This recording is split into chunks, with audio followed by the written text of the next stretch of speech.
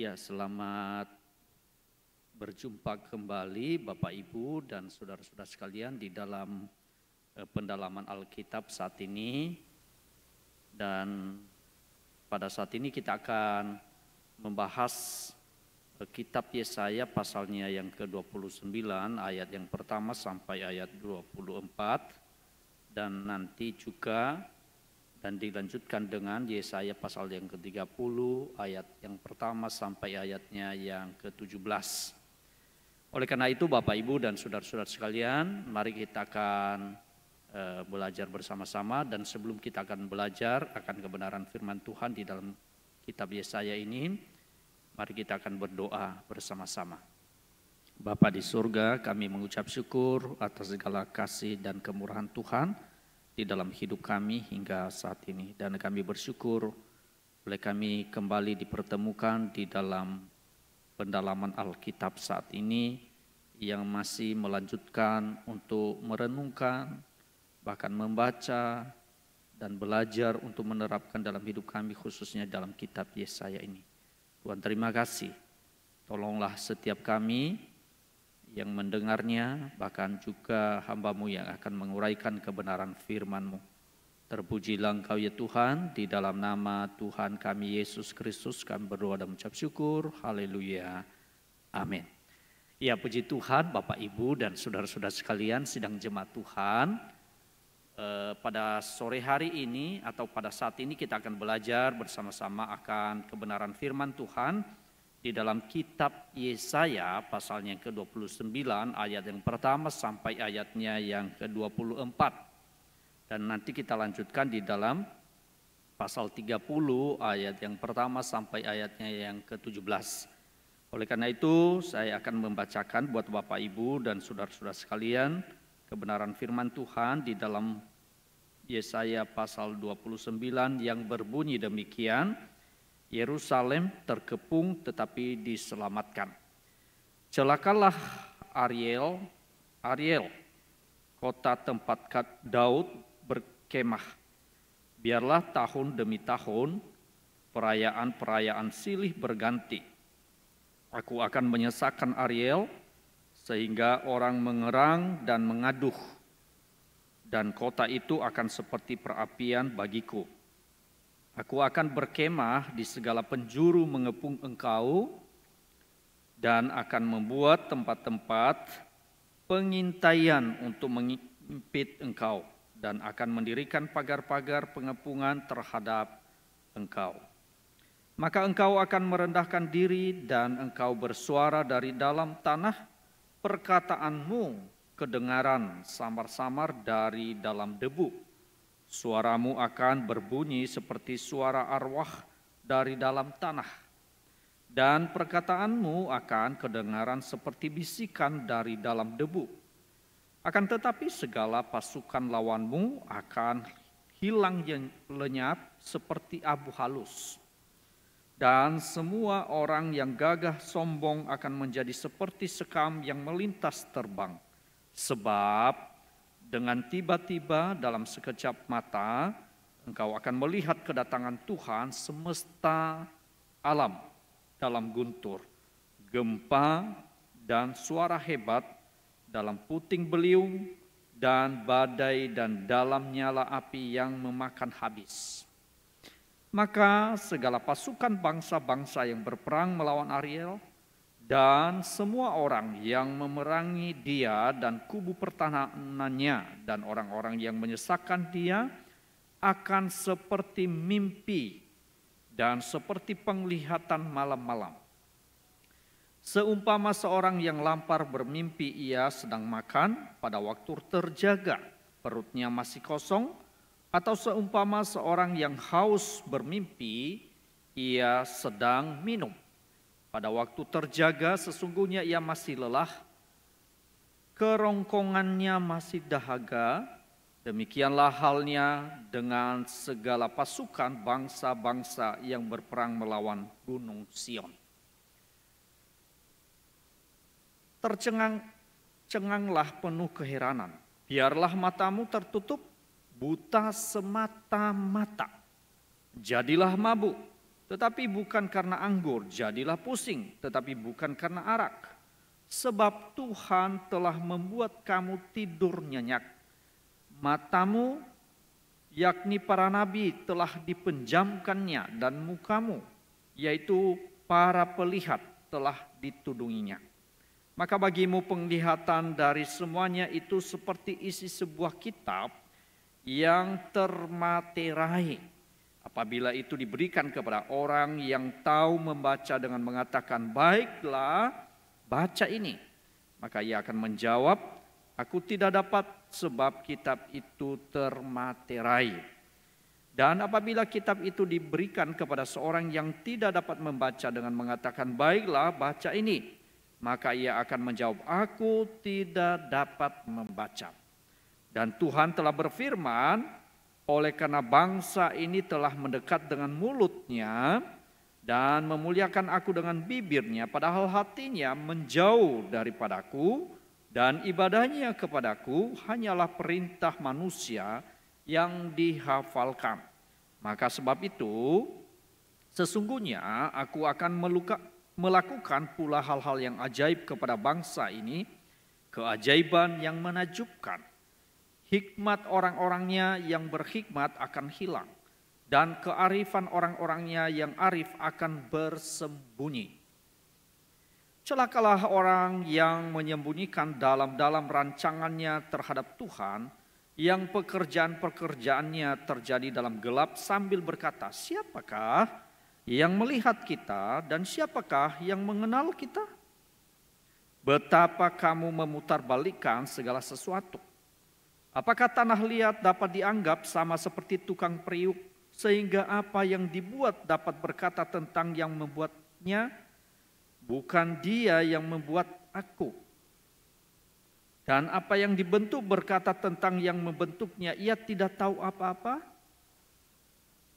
Bukankah hanya sedikit waktu lagi Libanon akan berubah menjadi kebun buah-buahan, dan kebun buah-buahan itu akan dianggap hutan? Pada waktu itu orang-orang tuli akan mendengar perkataan-perkataan sebuah kitab dan lepas dari kekelaman dan kegelapan. Mata akan melihat. Mata orang-orang buta akan melihat. Orang-orang yang sengsara akan tambah bersukaria di dalam Tuhan.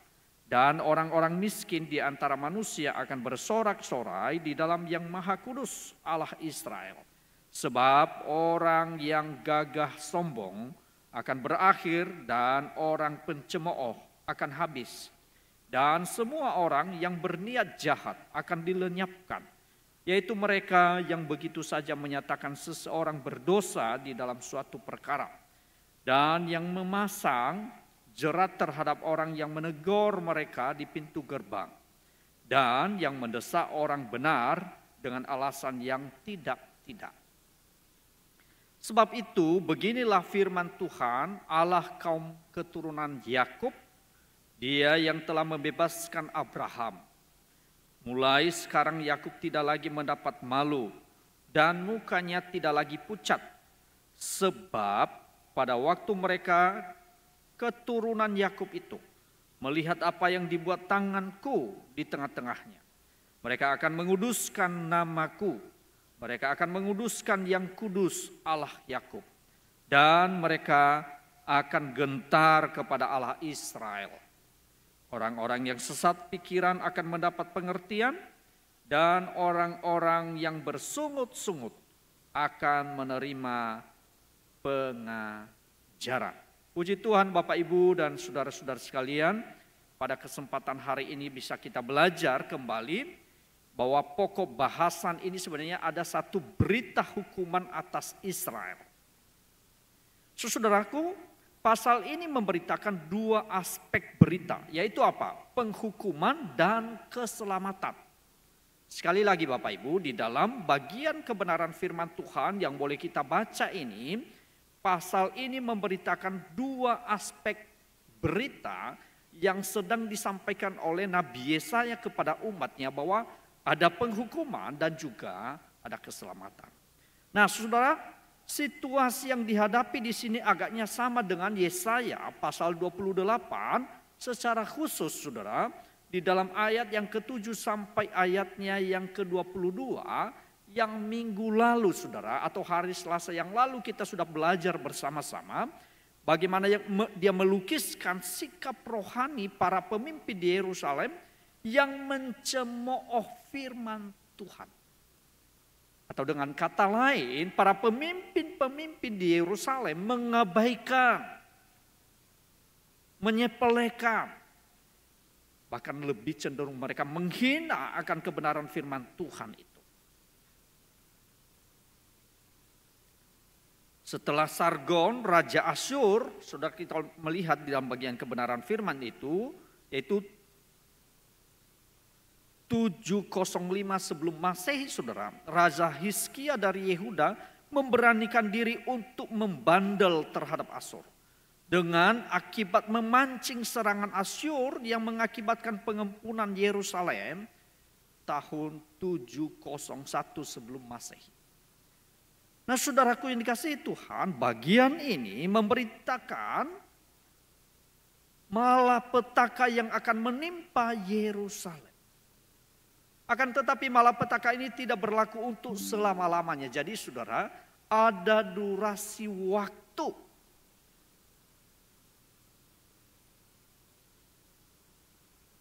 Oleh karena itu di dalam ayat yang pertama, pasal 29 ini, ayat pertama sampai ayat keempat ini, tidak bisa dipisahkan dari Yesaya pasal 29 ayat 5 sampai 8. Jadi ada kesinambungan, keterkaitan. Karena keadilan dan kebenaran Tuhan dinyatakan baik dalam hukuman maupun di dalam keselamatan. Saudara, hal yang pertama boleh kita melihat di dalam ayat yang pertama, khususnya ayat 1a.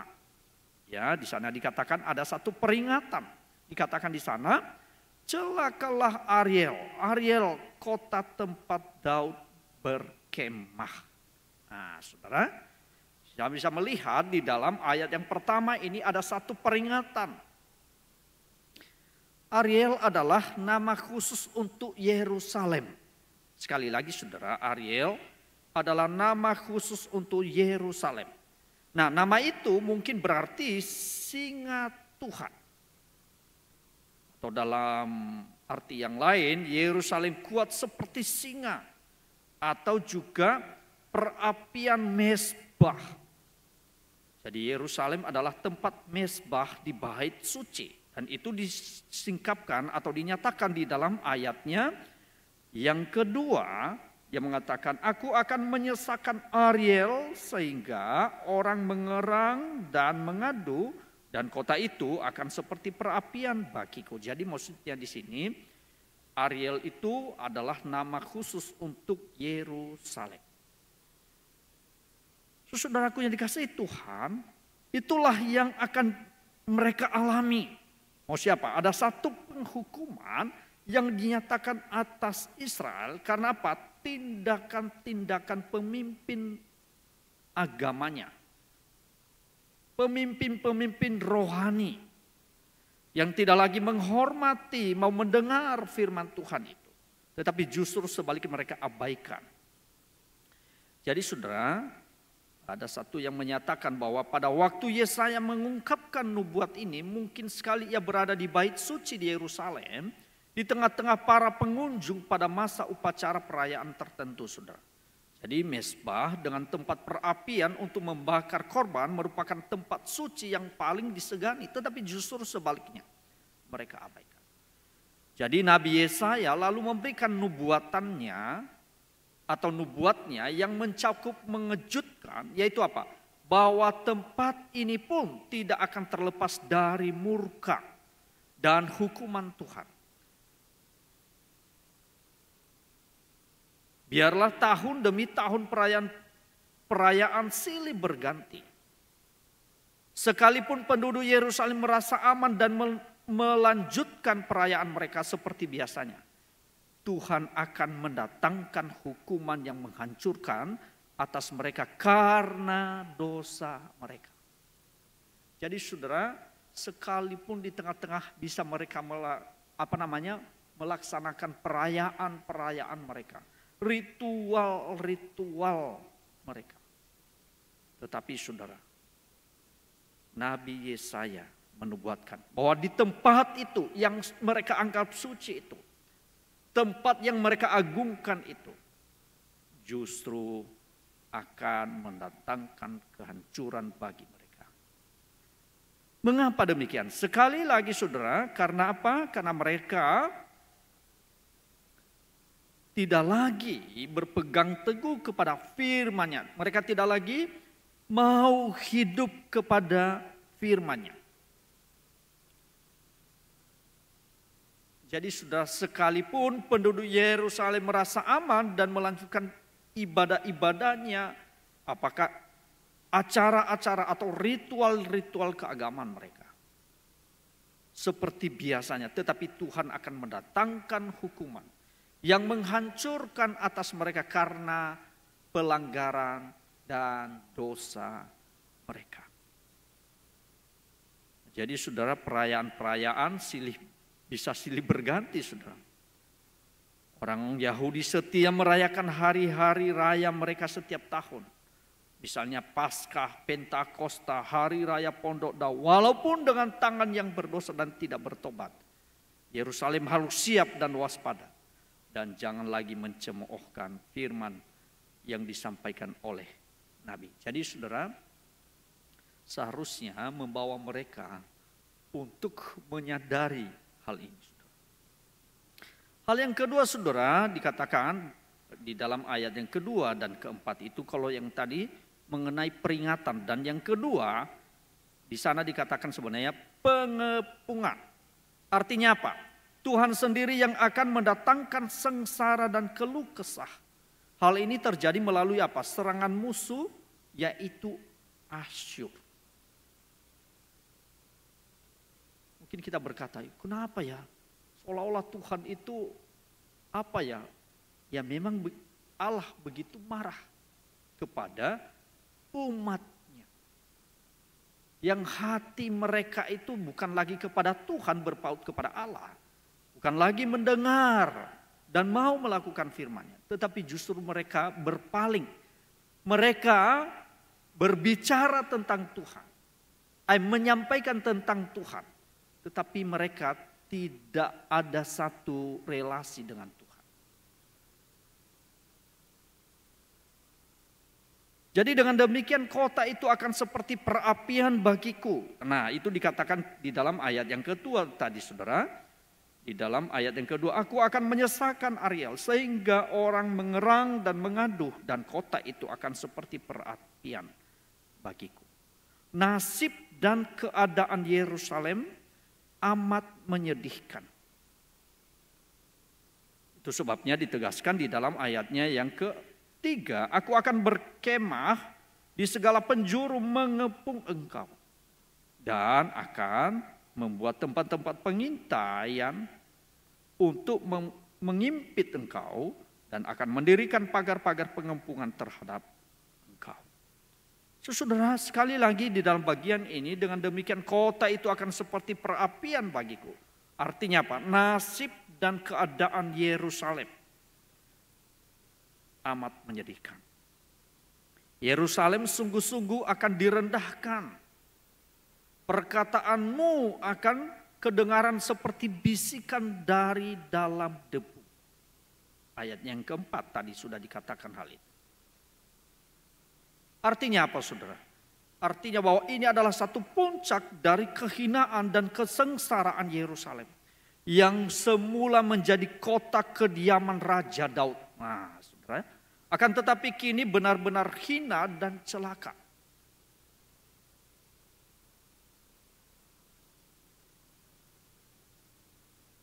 Kota yang dianggap satu kebanggaan.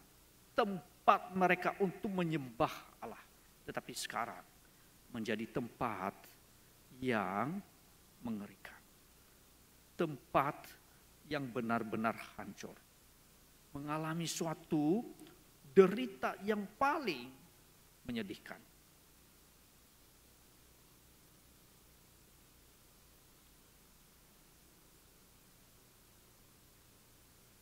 kota yang dianggap oleh mereka indah, tetapi sekarang dihancurkan oleh Tuhan karena kedegilan hati mereka. Mereka bisa saja berbicara tentang Tuhan, tetapi sama sekali tidak ada relasi dengan Tuhan. Mereka banyak mungkin berkata-kata tentang Tuhan, tetapi hati mereka tidak pernah ada satu komunikasi dengan Allah. Maka di dalam bagian yang berikutnya saudara, di dalam ayat yang ke-5 sampai ayatnya yang ke-8 berkata demikian, akan tetapi segala pasukan lawanmu akan hilang lenyap seperti abu halus. Dan semua orang yang gagah sombong akan menjadi seperti sekam yang melintas terbang. Sebab dengan tiba-tiba dalam sekejap mata engkau akan melihat kedatangan Tuhan semesta alam. Dalam guntur, gempa, dan suara hebat. Dalam puting beliung dan badai dan dalam nyala api yang memakan habis. Maka segala pasukan bangsa-bangsa yang berperang melawan Ariel dan semua orang yang memerangi dia dan kubu pertahanannya dan orang-orang yang menyesakkan dia akan seperti mimpi dan seperti penglihatan malam-malam. Seumpama seorang yang lapar bermimpi ia sedang makan, pada waktu terjaga perutnya masih kosong. Atau seumpama seorang yang haus bermimpi ia sedang minum. Pada waktu terjaga sesungguhnya ia masih lelah, kerongkongannya masih dahaga. Demikianlah halnya dengan segala pasukan bangsa-bangsa yang berperang melawan gunung Sion. Saudara, di dalam bagian ini saudara kita bisa melihat ada satu pokok bahasan yang yaitu pengepungan dan kelepasan Yerusalem. Di dalam bagian ini saudara, walaupun hukuman dahsyat akan menimpa Yerusalem, peristiwa itu tidak akan meliputi kebinasaan total. Tuhan akan melepaskan umatnya dan memusnahkan musuh-musuh Yerusalem. Kadang-kadang kita berpikir ya, kenapa ya Tuhan izinkan hal itu kepada umatnya. Dan memang itu yang Tuhan kerjakan melalui kebenaran firman Tuhan yang baru saja kita baca renungkan bersama-sama. Bahwa tidak selamanya hukuman itu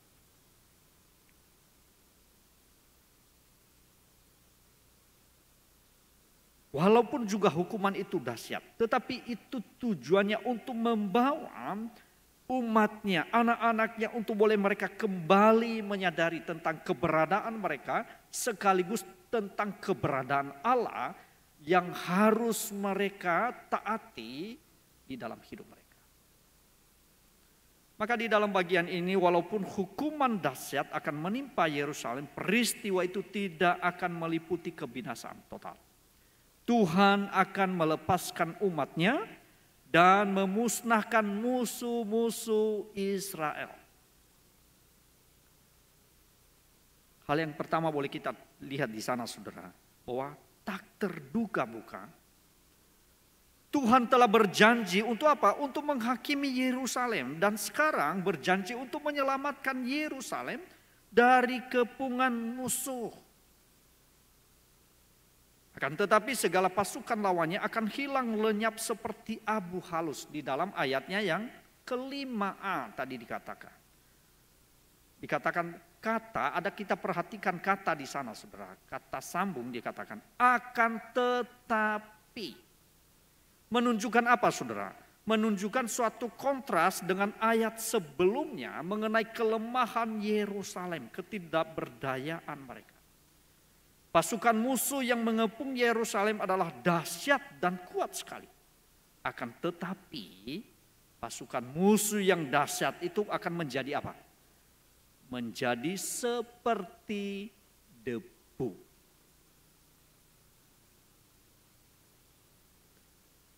Hal yang kedua saudara, yang perlu kita perhatikan kalau yang pertama tadi bahwa kasihnya itu tak terduga. Yang kedua saudara, kedatangan Tuhan. Katakan di dalam ayat yang ke-5b bahwa kota yang terkepung musuh itu akan dikunjungi oleh Tuhan secara tiba-tiba. Artinya apa? Kuasa Tuhan yang maha dahsyat itu mengguncangkan seluruh alam semesta dan hukumannya dinyatakan seperti nyala api yang membakar habis.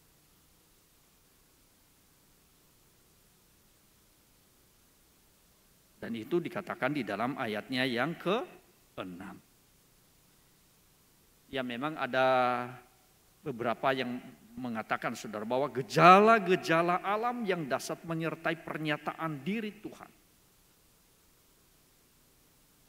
Atau yang kita katakan itu tentang teofani. Demikianlah dalam teofani itu Tuhan akan mengunjungi kota Yerusalem untuk menghukum dan sekaligus untuk membebaskan dari kuasa musuh. Jadi saudara bisa kita melihat penggambaran Yesaya mungkin sekali mengacu kepada pelepasan mereka dari pasukan Asyur ketika Sanherib menyerbu. Nah kita sudah pelajari hal itu di dalam pasal 10 ayatnya ayat yang ke-5 sampai 19 ya. Di dalam Yesaya 10 ayat 5 sampai 19. Jadi penggambaran Yesaya mungkin sekali mengacu kepada pelepasan mereka dari pasukan Asyur ketika Sanherib menyerbu mereka. Hal yang ketiga saudara, di dalam ayat yang ke-7 itu sampai ayat yang ke-8 ada sebuah kiasan. Di mana menggambarkan secara kiasan akibat dari tindakan Tuhan itu baik pada diri orang-orang Yerusalem maupun pada diri musuh yang melawan Ariel atau Yerusalem atau Sion.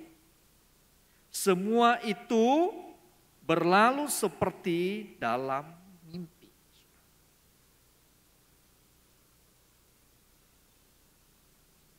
Jadi bisa maksudnya itu gambaran atau secara kiasan itu akibat dari tindakan Tuhan itu baik pada diri orang-orang Yerusalem atau umatnya sendiri maupun pada diri musuh-musuh yang menjadi lawan umatnya atau Yerusalem yang dikatakan tadi Ariel. Semua itu berlalu seperti dalam mimpi, dalam sekejap. Jadi bagi orang-orang Yerusalem dirasakan sebagai mimpi yang mengerikan. Akan tetapi pada esok harinya setelah bangun tidur, semua hal yang mengerikan dalam mimpi itu telah lenyap dan memberikan kelegaan besar. Yesaya 17 ayat yang ke-14. Tak terduga hal itu. Sebaliknya, para musuh itu digambarkan sebagai orang yang lapar dan haus. Dalam mimpi yang dilihat seolah-olah dapat makan dengan kenyang dan minum dengan sepuas-puasnya dengan cara merampok kekayaan Yerusalem. Akan tetapi, pada waktu terjaga sesungguhnya ia masih lelah. Kerongkongannya masih dahaga. Di dalam ayatnya yang ke-8. Artinya bahwa kunjungan Tuhan itu membangunkan mereka dan menghapuskan segala cita-cita mereka. Mereka dikacaukan dan harus segera melarikan diri meninggalkan Yerusalem.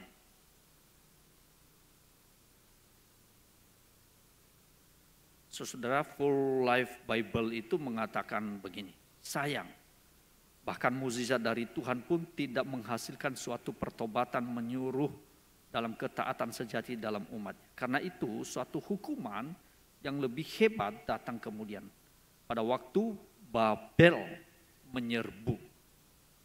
Itu pada tahun 605, 597 dan 586 sebelum Masehi. Bisa kita aplikasikan di dalam hidup kita hari demi hari Bapak Ibu. Artinya apa? Aplikasi dalam hidup kita, janganlah kita menganggap rendah akan firman Tuhan di dalam hidup ini. Agar kita tidak mengalami peringatan dan hukuman.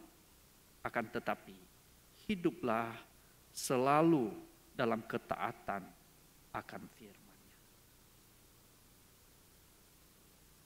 kalaupun kita berada di dalam teguran bahkan disiplin daripada Tuhan, justru kita berkata kepada Tuhan, puji Tuhan, biarlah hal ini membawa kita semakin dekat dan mempercayai firman-Nya di dalam hidup.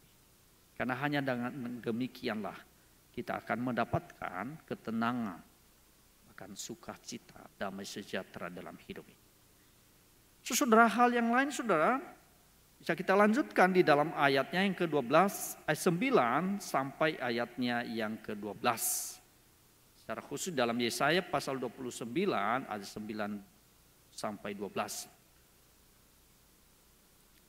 Bahwasanya bangsa yang buta dan tuli itu menjadi pokok bahasan di sana sebenarnya. Jadi ini merupakan teguran bagi orang-orang sebangsa Yesaya yang buta rohani. Jadi ini menjadi teguran bagi mereka. Jadi melalui Nabi Yesaya menyampaikan hal itu.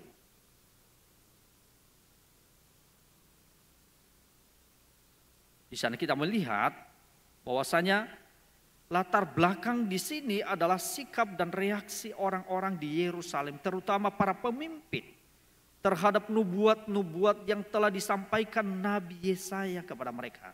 Dan secara spesifik itu saudara, di dalam pasal 28 atau Yesaya 28. Mereka hanya mengejek karena merasa diri sudah aman. Nah, coba zona nyaman itu loh. Mereka hanya mengejek karena mereka merasa diri sudah aman. Berita yang mengejutkan hanya diterima secara sinis dan ragu-ragu. Karena apa? Mereka tidak mengerti firman Tuhan. Jika mereka tetap bersikap demikian saudara, dan menolak firman Tuhan, mereka akan sungguh-sungguh terkejut melihat tindakan Tuhan yang akan mengunjungi mereka dengan hukuman. Akan menjadi kaget mereka. Allah datang tetapi bukan untuk memberkati mereka saudara, tetapi Allah datang mengunjungi mereka. Tetapi justru Tuhan hukum mereka.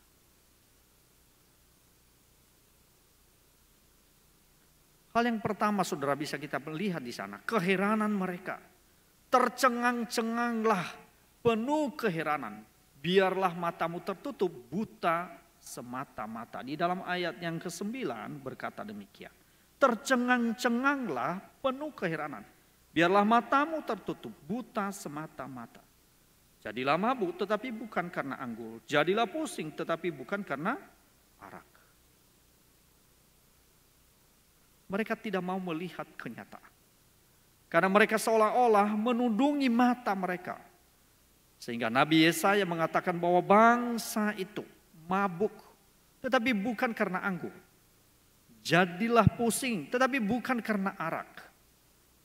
Yang dimaksudkan adalah kemabukan dan kepusingan yang tidak wajar, yaitu apa? Secara rohani, sudah buta mereka. Makanya selalu digambarkan, seolah-olah mereka punya mata, tetapi mereka tidak melihat. Punya telinga, tetapi mereka tidak mendengar.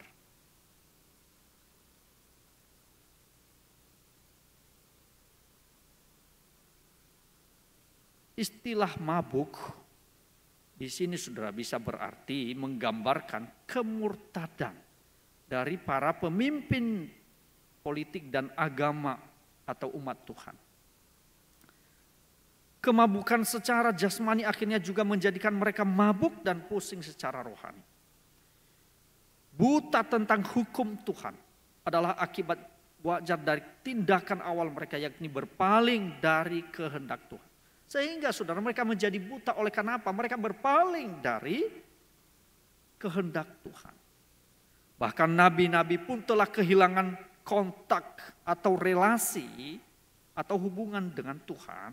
Dan tidak lagi mendapat pesan darinya. Hati mereka tertutup. Dan itu ditegaskan di dalam ayatnya yang ke-10. Sebab Tuhan telah membuat kamu tidur nyenyak. Matamu, yakni para nabi, telah dipenjamkannya. Dan mukamu, yaitu para pelihat, telah ditudunginya. akhirnya apa? Mereka tidak bisa berbuat apa-apa. Apa akibatnya bagi mereka? Karena perbuatan-perbuatan mereka yang gelap itu, Tuhan membuat nabi-nabi palsu itu di Yehuda tidak mampu memahami makna penglihatan yang diberikan kepada Nabi Yesaya. Mereka tidak mampu, tidak peka terhadap suara Tuhan lewat Nabi Yesaya. Bagi mereka penglihatan dari semuanya itu seperti isi sebuah kitab yang termaterai, tertutup, yang tidak dapat dibuka dan dibaca oleh siapapun. Isi kitab itu tertutup sama sekali dan tidak bisa dimengerti maksudnya. Dan itu dikatakan di dalam ayatnya 11 dan 12. Ini merupakan sebuah metafora berhentinya wahyu Tuhan kepada mereka. Seluruh bangsa benar-benar berada dalam kegelapan dan kebodohan. Dan itu sudah kita pelajari atau renungkan di dalam Yesaya pasal 9 ayatnya yang pertama.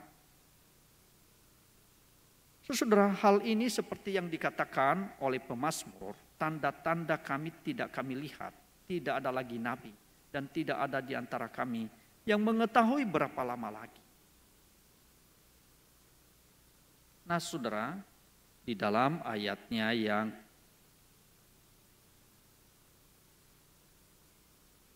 ke-9 sampai ayatnya yang ke-12 ini, apa yang menjadi aplikasi dalam hidup kita?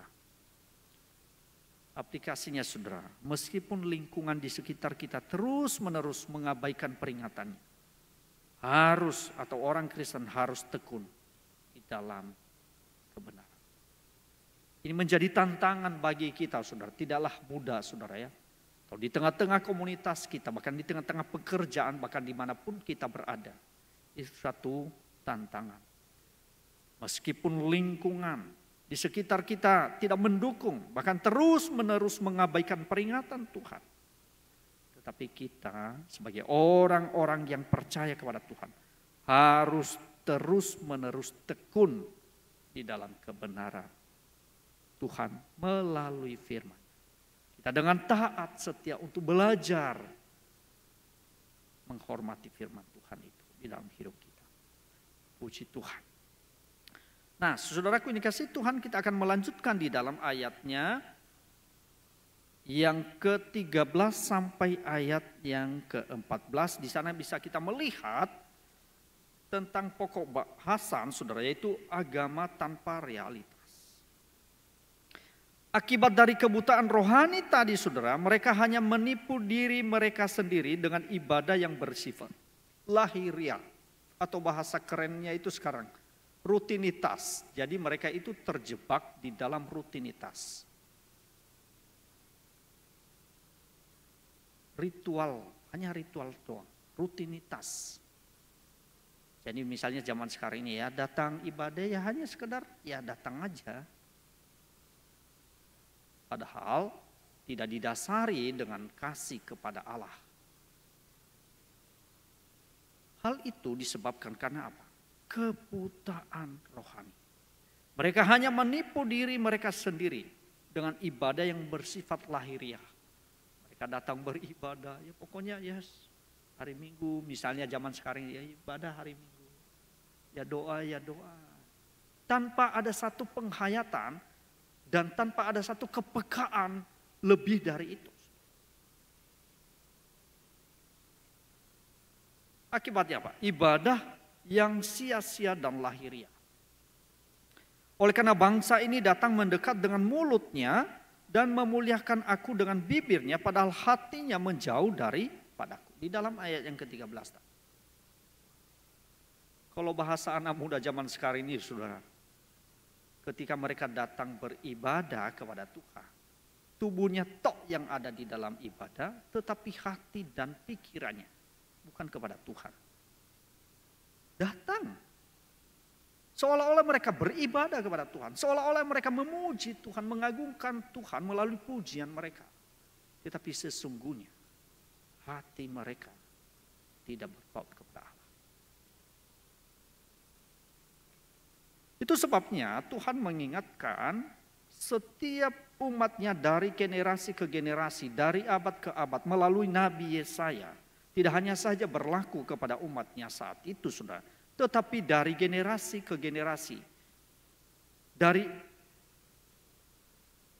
keturunan ke keturunan, dari abad ke abad. Ini selalu relevan buat kita. Karena bisa saja kita sebagai orang-orang percaya terjebak pada hal yang sama seperti yang dilakukan oleh umat Allah. Itu sebabnya dikatakan tadi, saudara, di dalam ayatnya yang ke-13 itu menegaskannya. Dan Tuhan telah berfirman, oleh karena bangsa ini datang mendekat dengan mulutnya dan memuliakan aku dengan bibirnya, padahal hatinya menjauh daripadaku. Dan ibadahnya kepadaku hanyalah perintah manusia yang dihafalkan. Ibadah itu penting, saudara. Tuhan yang mengajak umatnya untuk beribadah.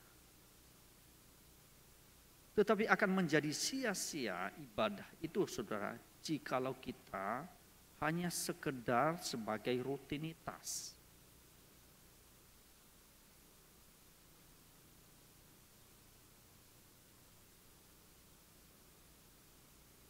Bukan didasari karena cinta kita kepada Tuhan.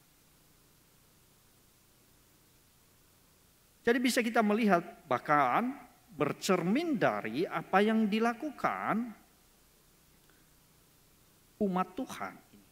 Umat Tuhan menghampiri dia di dalam doa, ibadah dan pujian, tetapi tidak keluar dari hati sehingga hidup mereka tidak benar.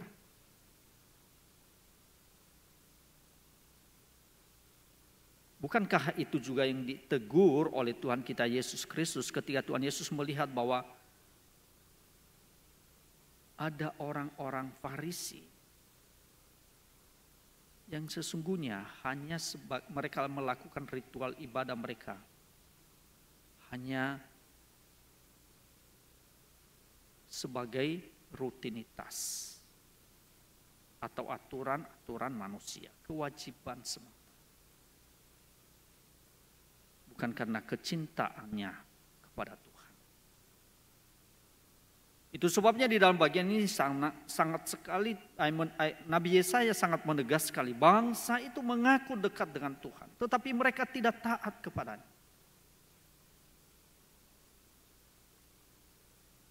Ya tentunya ini juga menjadi satu perenungan buat saya. Mereka berbicara tentang Tuhan.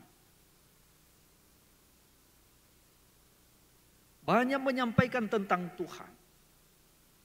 Tetapi tidak ada satu hubungan dengan Tuhan.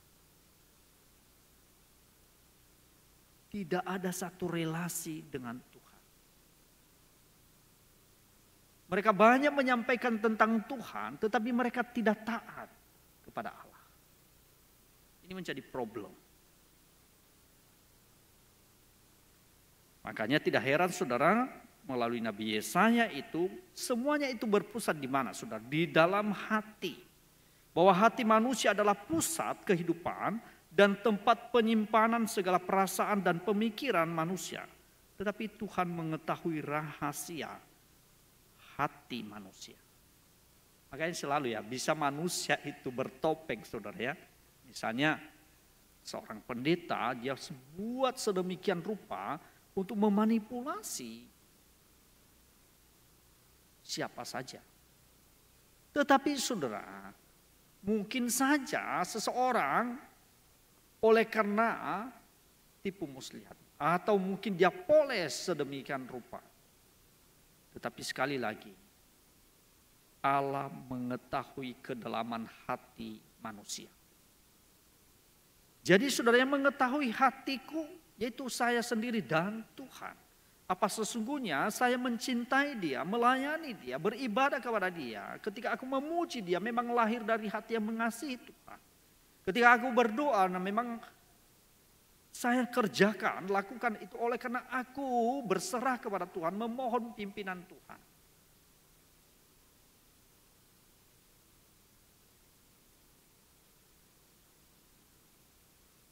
Jadi tidak ada satupun manusia mengetahui hati, kedalaman hati seseorang, kecuali Allah. Seseorang bisa melakukan apa saja, seolah-olah lebih giat. Bukan berarti giat itu salah, saudara. Tetapi apakah ketika mereka dengan giat di dalam segala aktivitas, itu didasarkan karena kecintaan kita kepada Tuhan dan firman-Nya. Karena Allah Roh Kuduslah yang akan mendorong kita mengerjakan itu, saudara. Jadi Allah membutuhkan hati yang tahir dan patah remuk. Itulah yang berkenan kepada Tuhan. Bukan korban sembelihan. Tapi hati yang hancur. Hati yang remuk. Yang mau berkata, Tuhan, Engkau mengetahui keberadaan kami. Yang sering sekali berpaling dari Engkau. Mereka hanya mengikuti hikmat manusia yang sia-sia. Itu sebabnya suara peringatan Nabi Yesaya tidak suka mereka dengarkan, saudara. Sebaliknya suara nabi-nabi palsu yang enak didengar, mereka dengarkan dan turuti.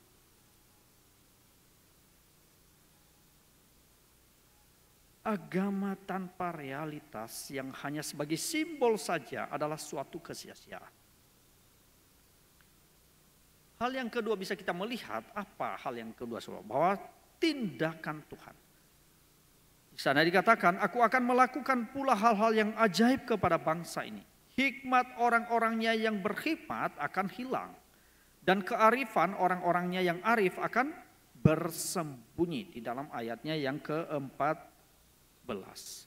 Artinya apa, saudara? Umat Israel meyakini bahwa hikmat sejati berasal dari Tuhan, bukan? Orang-orang yang benar-benar berhikmat adalah yang mengikuti ajaran-ajaran Tuhan. Nah, kalau masih ingat Bapak Ibu dan saudara-saudara sekalian, di dalam Amsal pasal yang kedua ayat 6 sampai ayat ke-7 dan juga pasal 1 dan ayat yang ke-7, sumber hikmat itu dari mana sih? Itu dari Tuhan, bukan? Imam dan pemimpin Yahudi tidak taat kepada Tuhan sehingga hikmat mereka dipertanyakan.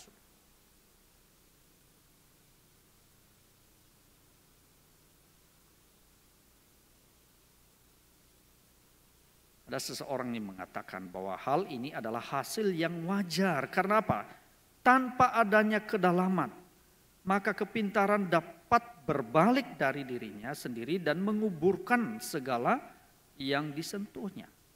Artinya apa? Penghakiman Tuhan ini, saudara, akan terjadi karena apa? Karena para penasehat bijaksana dan para pemimpin agama mereka gagal untuk melakukan tugas mereka. Nah, apalagi tugas ini, saudara, bagi para pelayan-pelayan Tuhan. Atau orang-orang Kristen. Tidak hanya saja hal ini berlaku bagi seorang hamba Tuhan, penatua atau majelis, saudara, tetapi setiap kita.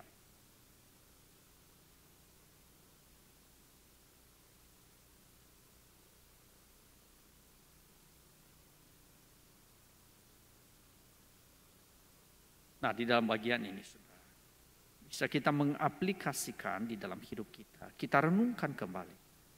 Kita semua bisa bersikap munafik, bukan? Seperti mereka atau umat Tuhan yang telah terjebak di dalam hal ini. Bahkan tidak hanya saja terjebak, memang mereka membiarkan diri mereka. Seringkali kita hanya mengikuti pola-pola rutin kala beribadah. Dan lalai memberikan kasih dan pengabdian kita kepada Tuhan dengan sepenuh hati. Nah, ini menjadi aplikasi di dalam hidup kita. Jika kita ingin disebut umatnya, anak-anaknya, maka kita harus taat dan menyembahnya dengan jujur dan tulus di hadapan Tuhan. Hal yang berikutnya kita akan melanjutkan di dalam ayat yang ke-15 sampai ayatnya yang ke-16 Bapak Ibu. Di sana kita bisa melihat bagaimana mereka menghina Sang Pencipta. Bagian ini menunjukkan puncak dari kebodohan dan kegelapan hati manusia terhadap Tuhan. Mereka menolak, tidak hanya saja menolak, tetapi mereka menghina Sang Pencipta, bahkan pemilik hidup mereka. Itu sebabnya menyembunyikan rencana mereka terhadap Tuhan. Artinya apa? Orang-orang ini mereka seolah-olah menyembunyikan rencana mereka terhadap Tuhan. Apakah bisa? Tidak, saudara. Dikatakan di sana di dalam ayatnya yang ke-15 itu celakalah orang yang menyembunyikan dalam-dalam rancangannya terhadap Tuhan. Ayat 15a. Ini adalah kata celaka, kita garis bawahi saudara. Yang ketiga Yesaya pasal 28 ayat pertama dan pasal 29 ayat pertama. Tampaklah di sini bahwa para pemimpin di Yerusalem dan semua orang yang bodoh mengira bahwa Tuhan tidak dapat melihat mereka dan tidak mengetahui apa yang sedang terjadi. Coba bayangkan pikiran yang demikian Bapak Ibu ya. Seolah-olah Tuhan itu tidak mengetahui, tidak mengerti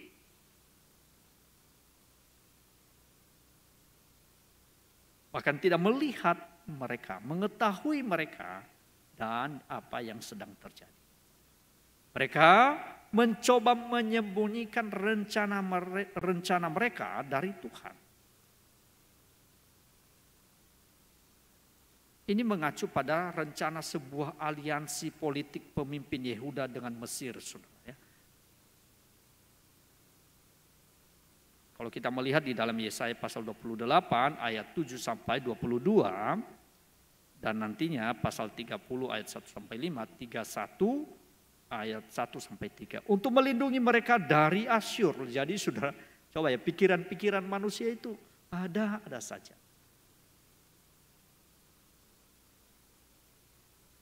Jadi ini mengacu pada rencana sebuah aliansi politik pemimpin Yehuda dengan Mesir untuk apa? Untuk melindungi mereka dari Asyur.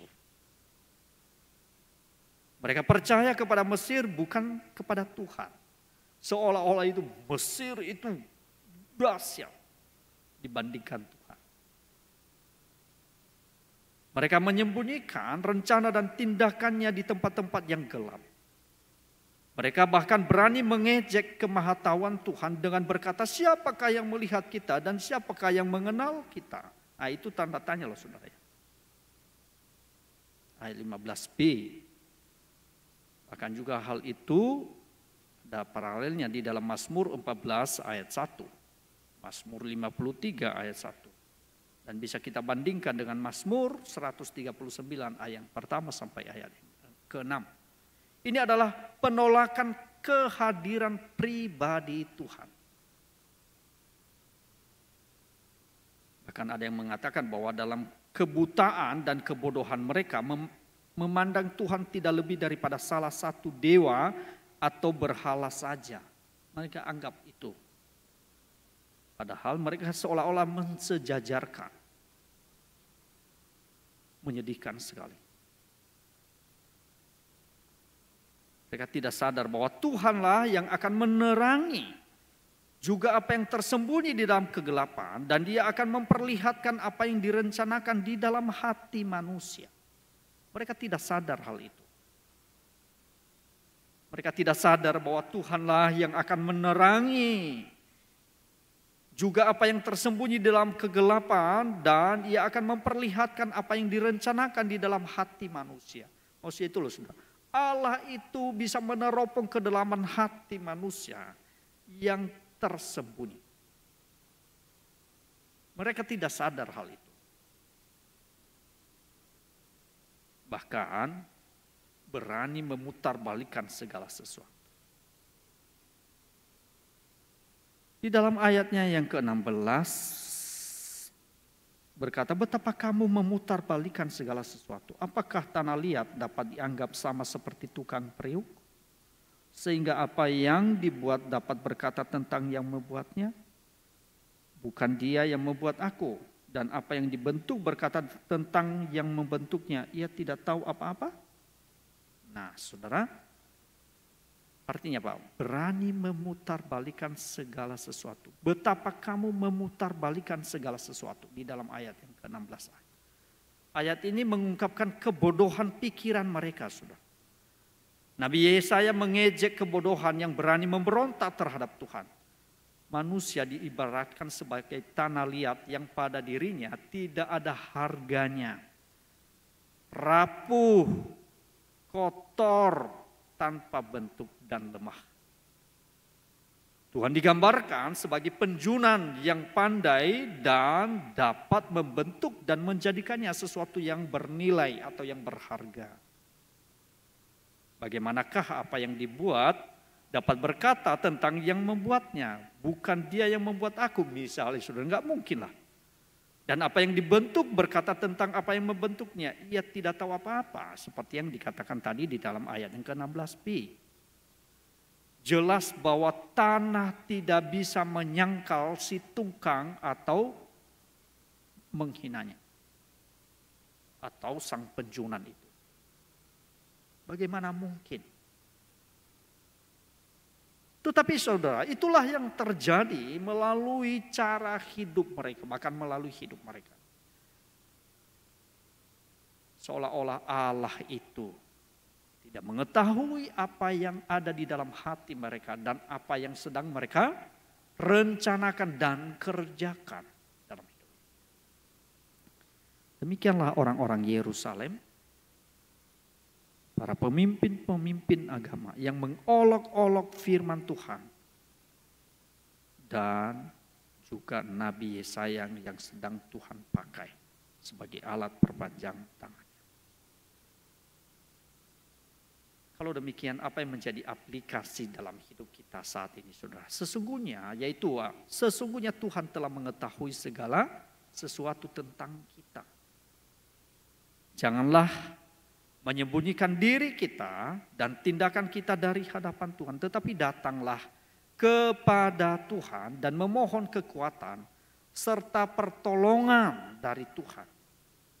Ingatlah bahwa Dia mengetahui semuanya tentang kita.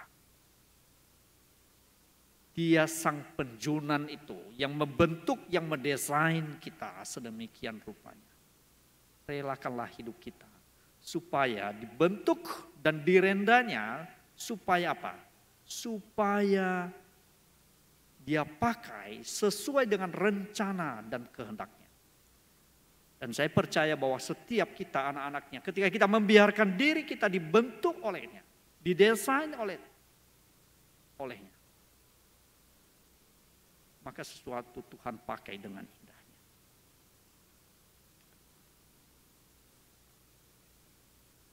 Maka kita lanjutkan saudara di dalam ayat yang ke-17 sampai ayatnya yang ke-21.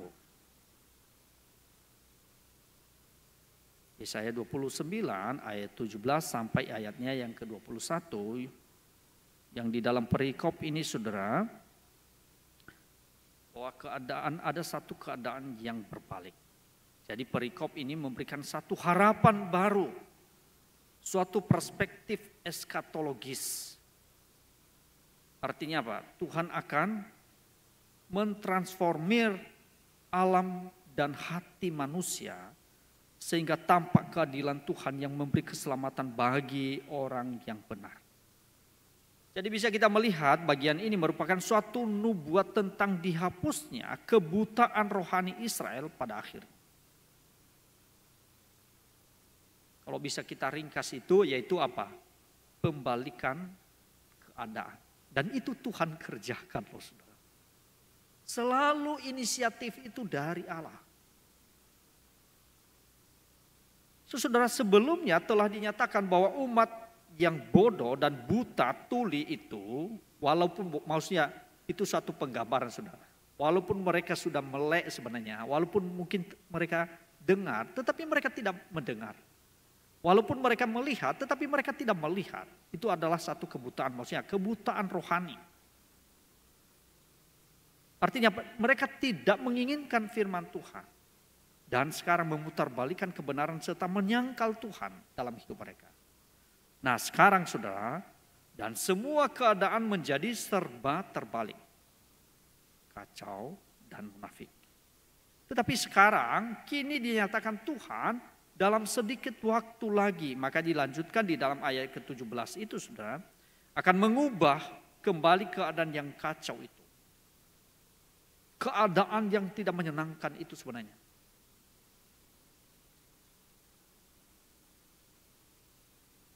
Dari suasana yang mengerikan itu, suasana yang tidak mengenakan itu, Tuhan ubahkan. Allah yang berinisiatif untuk mengubahkan, menggerakkan hati mereka.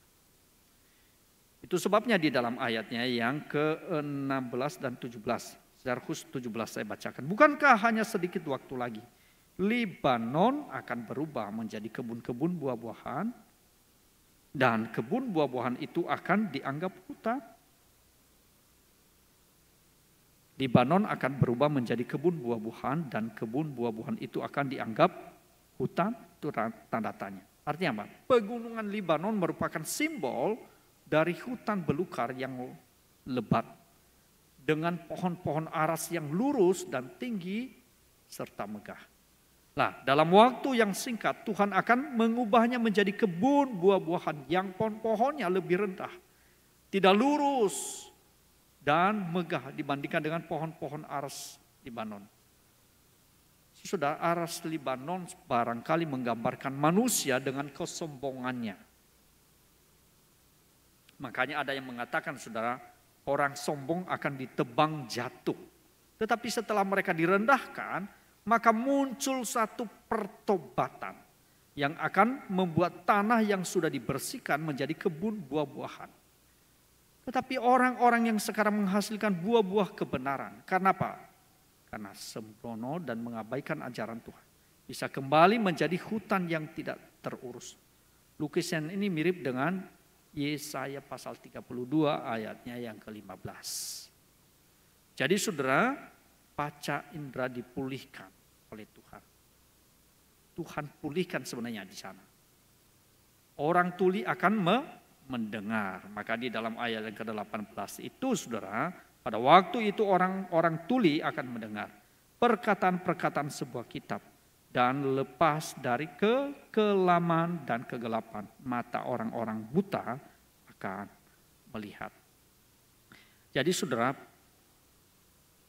panca indera rohani mereka dipulihkan. Orang tuli akan mendengar dan orang buta akan melihat. Jadi sudah berkat penglihatan bagi yang buta dan pendengaran bagi yang tuli menyertai kedatangan Kristus yang pertama kali. Yang pertama, Tuhan singkapkan hal itu. Bagi manusia, pembaharuan itu berarti kelepasan dari kebutaan dan ketulian secara rohani. Dapat mendengarkan kembali firman Tuhan. Dan itu yang ditegaskan tadi di dalam Yesaya pasal 29 ayat 11. Dan dapat melihat sejelas-jelasnya pekerjaan Tuhan yang ajaib. Yesaya 29 ayat 14. Dan umat Tuhan akan menerima penebusan penuh pada kedatangannya yang kedua. Jadi puji Tuhan saudara ya, kedatangan yang kedua itu kita akan diberikan tubuh yang penuh kemuliaan. Hal yang berikutnya saudara, sukacita diperbaharui. Artinya apa? Orang-orang yang sengsara akan tambah bersukaria. Orang-orang miskin di antara manusia akan bersorak-sorai. Ayat yang 19. Artinya apa? Mereka ini bukanlah orang-orang mengejar kekayaan duniawi, tetapi melainkan yang mengutamakan ibadah dan ketaatan kepada Tuhan. Tuhan ubahkan bagi mereka yang menerima tentang Kristus yang mencelikan mata hati manusia.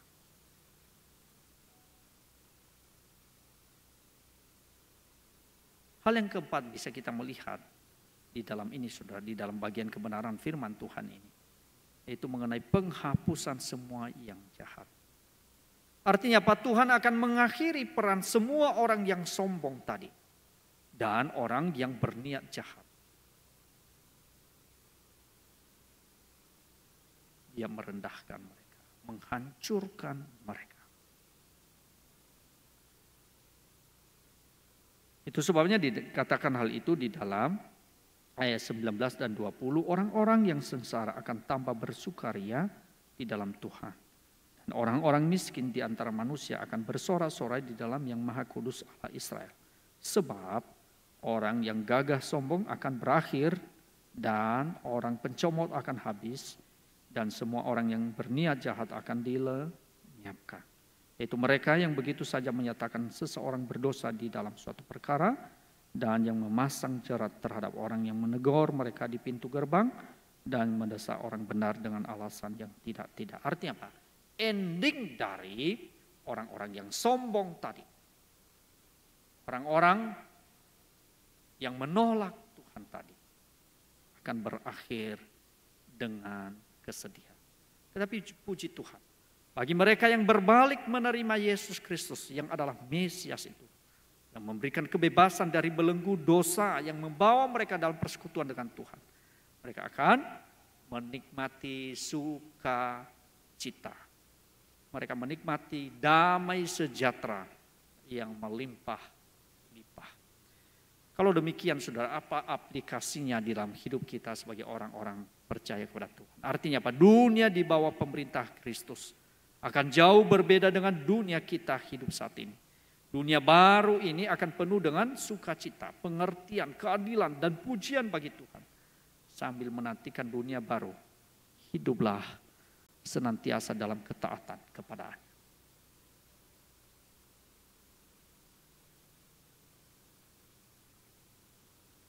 Yang terakhir sudah, ayat yang ke-22 sampai ayat yang ke-24. Di dalam bagian ini saudara bisa kita melihat satu pokok bahasan bahwa suatu bangsa kemuliaan Tuhan. Ayat-ayat terakhir ini saudara merupakan puncak berita mengenai janji keselamatan bagi umat Tuhan di masa depan.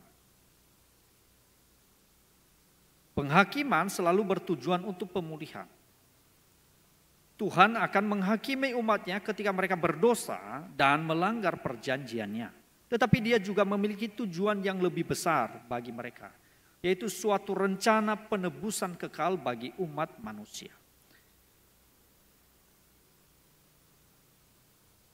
Hal yang indah yang boleh kita lihat, hal yang pertama saudara, tidak lagi malu. Artinya apa? Sebab itulah beginilah firman Tuhan Allah kaum keturunan Yakub, Dia yang telah membebaskan Abraham. Ayat 22. Artinya apa? Mereka tidak dipermalukan. Karena Allah sendirilah yang menjamin mereka, yang bahkan menebus mereka dari segala dosa dan pelanggaran mereka.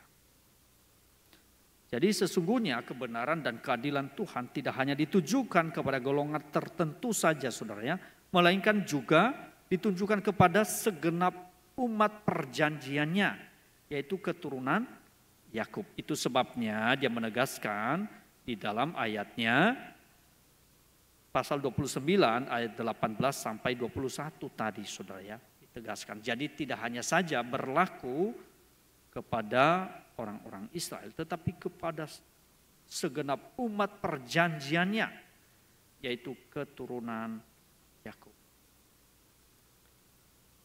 Kalau kita melihat saudara, atau ada satu statement sebenarnya yang mengatakan bahwa Abraham dipandang sebagai nenek moyang umat keturunan Yakub. Sebagai yang demikian, Abraham telah dipanggil dan dikeluarkan dari tanah Ur Kasdim atau Ur, diberkati dan diberi banyak keturunan. Nanti kita membahas hal itu saudara di dalam Yesaya 51 ayat yang kedua. Jadi si Nabi melihat adanya garis penghubung yang lurus mulai dari Abraham melewati Yakub sampai umat Israel yang baru pada zaman kedatangan Tuhan. Jadi dari mulai sekarang Yakub tidak lagi mendapat malu dan mukanya tidak lagi pucat. Nah, itu sebabnya dikatakan di dalam ayat 22b. Tidak lagi mendapat malu sering juga digunakan dalam Mazmur, saudara. Misalnya Mazmur 22 ayat 5. pasal 37 juga ayat 9, ayat 19 dan juga Mazmur 119 ayat 6. Mukanya tidak lagi pucat. Nah, ini hanya kita bisa menemukan hal itu. Artinya apa, saudara? Kedua kata kerja mengacu pada idiom Ibrani tentang keputusasaan dan rasa bersalah atas perilaku tidak taat. Jadi saudara, orang berdosa merasa tidak mengalami suatu kesenangan.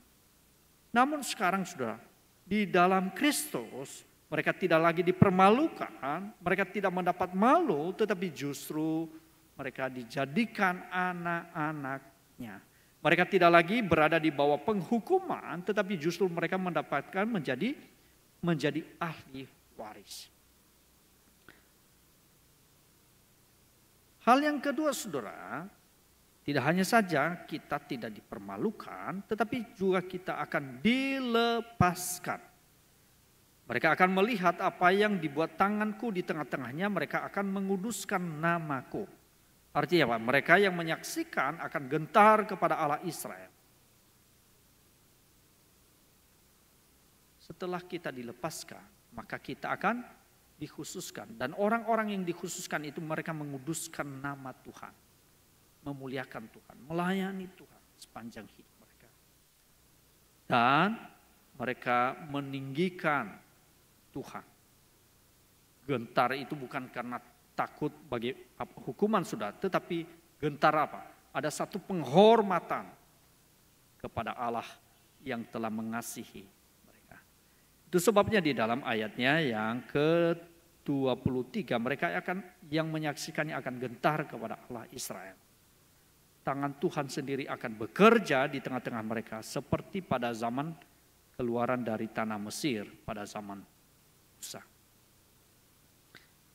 Dan yang ketiga saudara, mendapat pengertian dan pengajaran. Ayatnya yang ke-24. Orang-orang yang sesat pikiran akan mendapat pengertian dan orang-orang yang bersungut-sungut akan menerima pengajaran. Pengertian tidak hanya bersifat logis ya saudara ya, melainkan didasarkan atas hikmat dan takut akan Tuhan. Demikian juga dengan pengajaran akan membuka hati mereka terhadap maksud dan hikmat Tuhan. Sehingga hati mereka atau hati seseorang diliputi dengan kegembiraan dan rasa ingin memuji Tuhan. Hal ini saudara mengangkat kebutaan dan ketulian mereka. Yesaya pasal 6 ayat 9 sampai 10. Jadi sesungguhnya dia akan menjadikan semuanya baru. Tuhanlah yang memperbaharui hidup kita. Tentunya melalui kuasa firman-Nya dan kuasa Roh Kudus. Apa menjadi aplikasikan di dalam hidup kita hari ke hari? Aplikasinya saudara, sesungguhnya hanya di dalam Kristus hidup saya dan saudara akan mengalami perubahan dan pembaharuan. Sekali lagi saudara ya, bahwa hanya di dalam Yesus Kristus hidup saya dan saudara akan mengalami perubahan dan pembaharuan. Oleh sebab itu saudara, tinggallah di dalamnya, belajar dan taatlah akan firman-Nya, serta andalkan kuasa-Nya, maka hidup saya dan saudara akan penuh dengan kelimpahan anugerah-Nya atau kasih karunia-Nya. Puji Tuhan. Dan kita akan melanjutkan di dalam pasalnya yang ke-30 ayat 1 sampai ayatnya yang ke-17. Saya tidak membacakan lagi saudara, saya langsung jelaskan saja. Nah, di dalam pasal yang ke-30 ayat 1 sampai 5 ada satu pokok bahasan yang sebenarnya bisa kita tangkap di dalam ayat 1 sampai 5 saudara, di mana kecaman terhadap Yehuda. Jikalau sebelumnya dalam Yesaya pasal 28 sampai 29 berisi 3 kata, yaitu mengenai celaka, yang dirancang untuk menggambarkan keadaan yang dihadapi Yehuda secara umum, secara keseluruhan.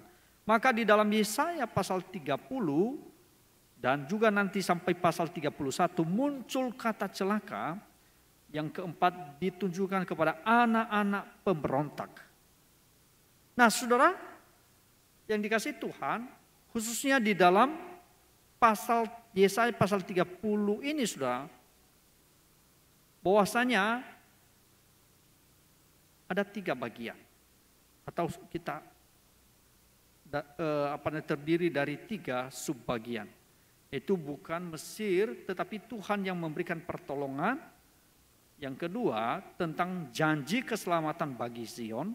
Dan yang ketiga, hukuman Tuhan atas Asyur. Nah, kita akan membaca dulu ayat firman Tuhan di dalam ayat yang pertama sampai ayatnya yang ke-5, saudara. Berkata demikian, celakalah anak-anak pemberontak.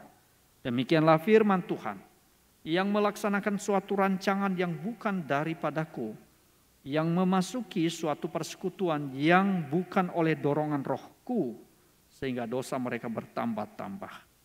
Yang berangkat ke Mesir dengan tidak meminta keputusanku, untuk berlindung pada Firaun, dan untuk berteduh di bawah naungan Mesir. Tetapi perlindungan Firaun akan memalukan kamu, dan perteduhan di bawah naungan Mesir akan menodai kamu. Sebab sekalipun pembesar-pembesar Yerusalem sudah ada di Zoan, dan utusan-utusannya sudah sampai ke Hanes, sekaliannya akan mendapat malu karena bangsa itu tidak dapat memberi faedah kepada mereka dan tidak dapat memberi pertolongan atau faedah, melainkan hanya memalukan, bahkan mengaibkan mereka. Saudara, kalau kita melihat di dalam pasal bagian ini, bisa latar belakang pasal ini masih pada zaman Raja Hizkia yang cenderung memberontak terhadap Asyur. Ya, kalau kita melihat hal itu tahun 705 sampai 701 sebelum Masehi.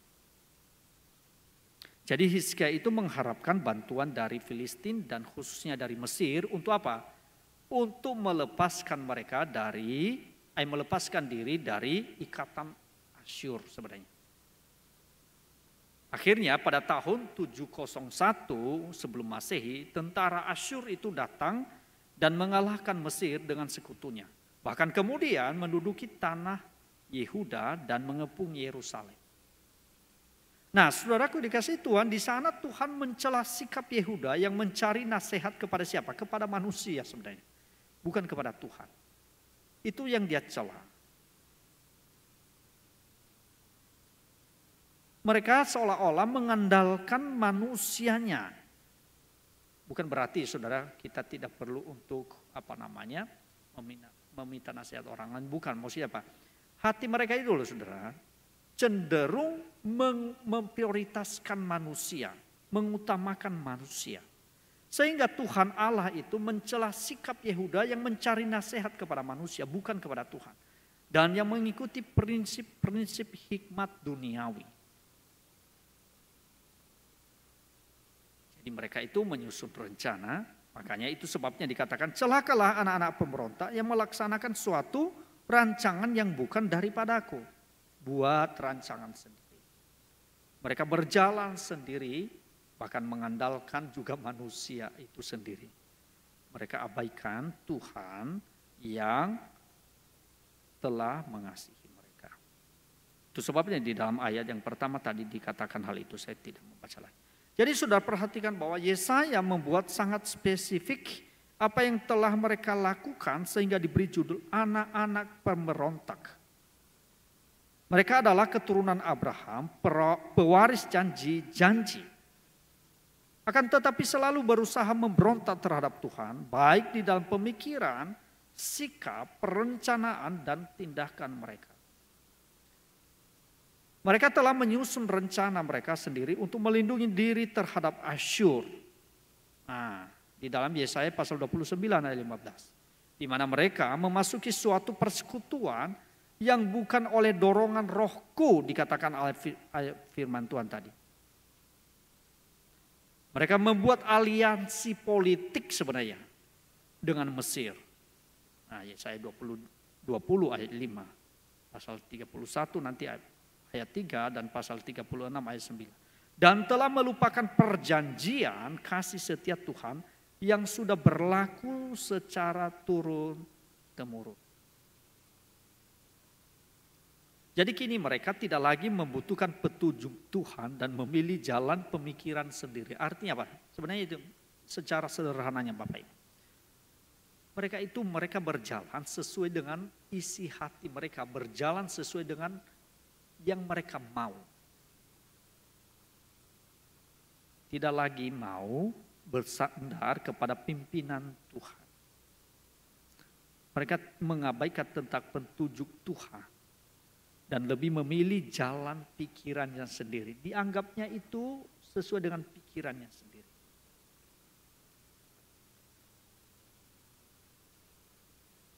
Itu sebabnya hal ini saudara melaksanakan rencana mereka supaya konsultasi secara rahasia.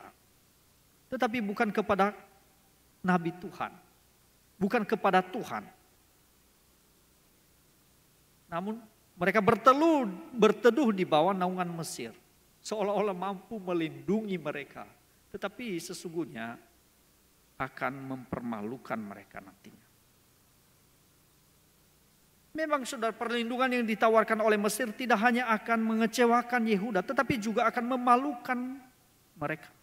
Dan bahkan akan menodai mereka. Itu yang sebabnya di dalam ayat yang ketiga. Tetapi perlindungan Firaun akan memalukan kamu. Dan perteduhan di bawah naungan Mesir akan menodai kamu. Sesuatu yang mereka anggap yang dapat melindungi justru apa? Justru itu tidak memberikan perlindungan.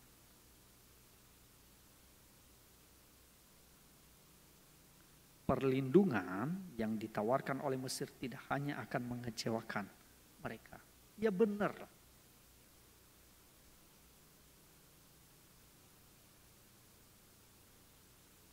Memang benar, sesungguhnya tidak ada harapan di Mesir.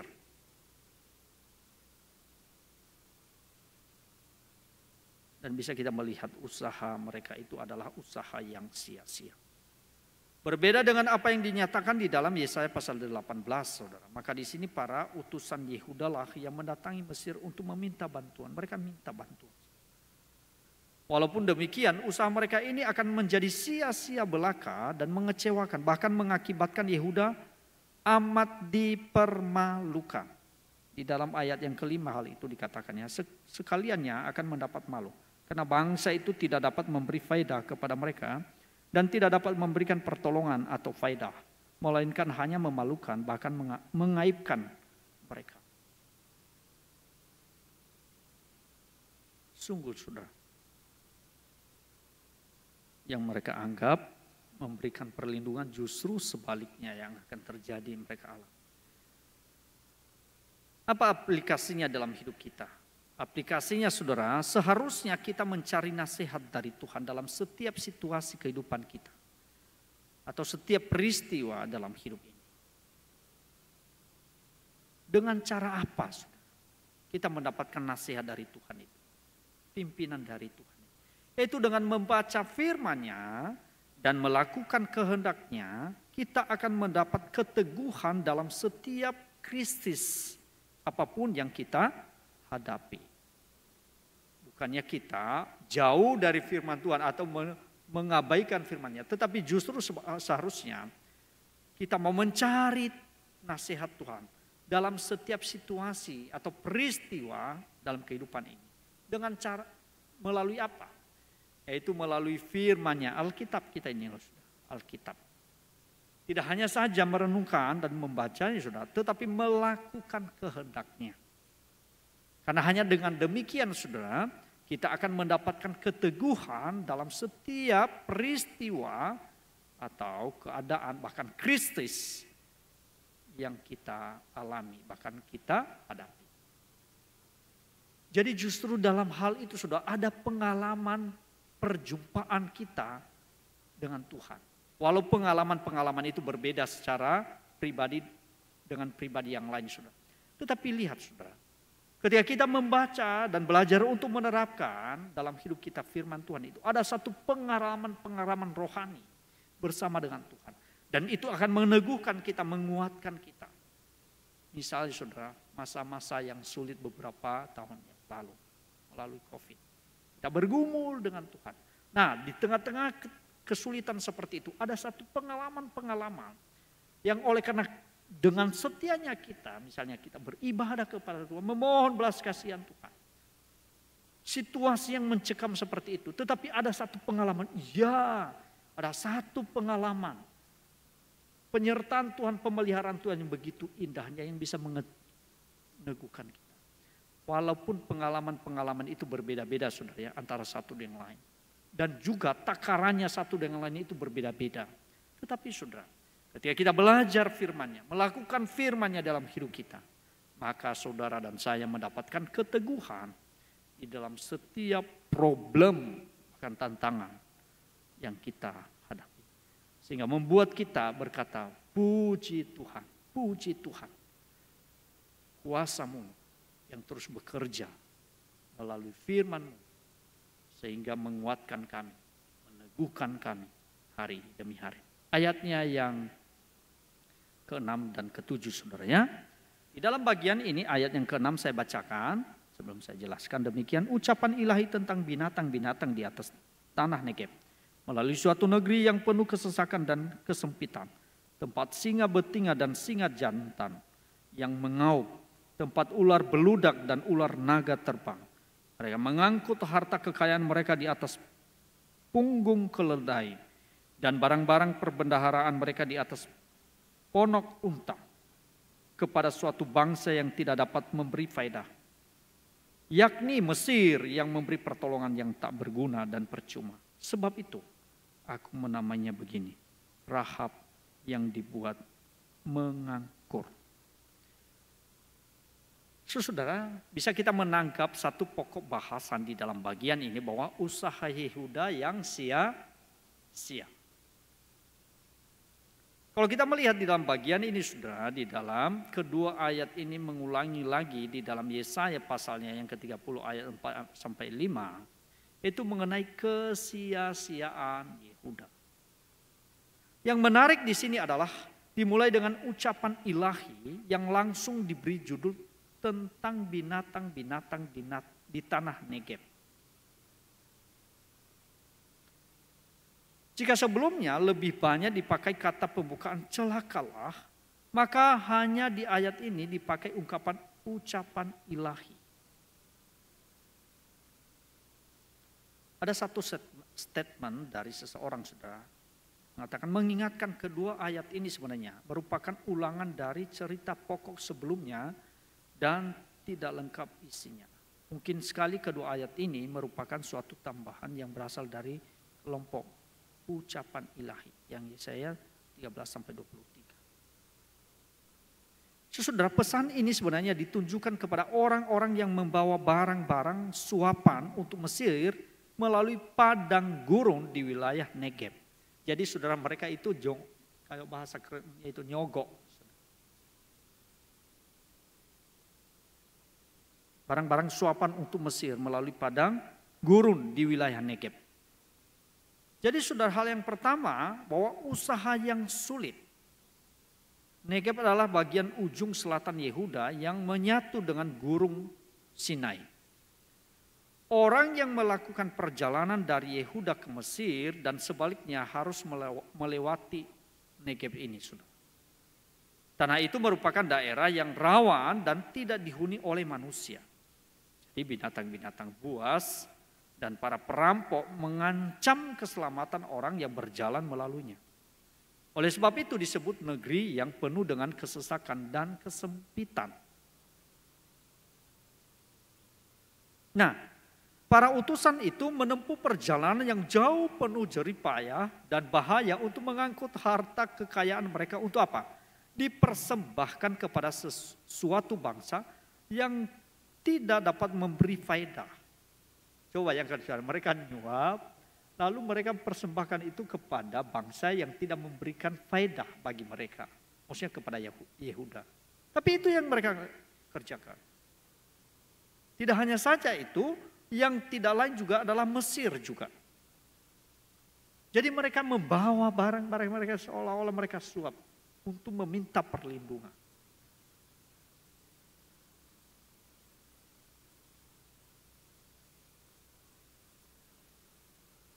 Saudara, bahwa pada awal sejarah umat Israel, yaitu pada zaman keluaran saudaranya, jalan itu pernah ditempuh juga oleh nenek moyang mereka yang dibebaskan dari perbudakan di Mesir.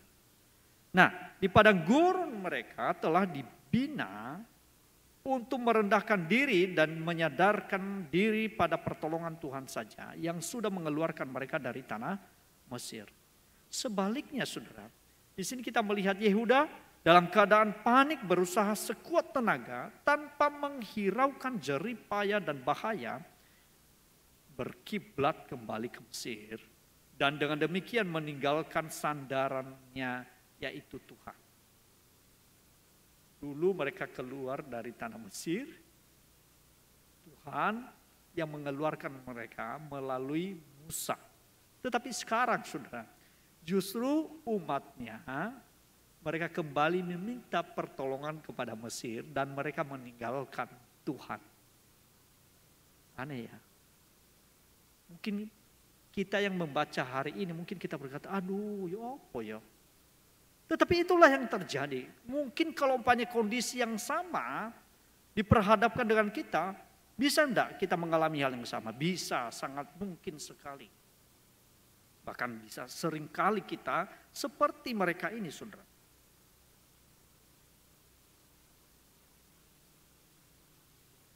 Padahal bukan Mesir yang jaya seperti pada zaman Firaun pada zaman kuno, melainkan Mesir yang sudah rapuh sebenarnya dan hampir runtuh.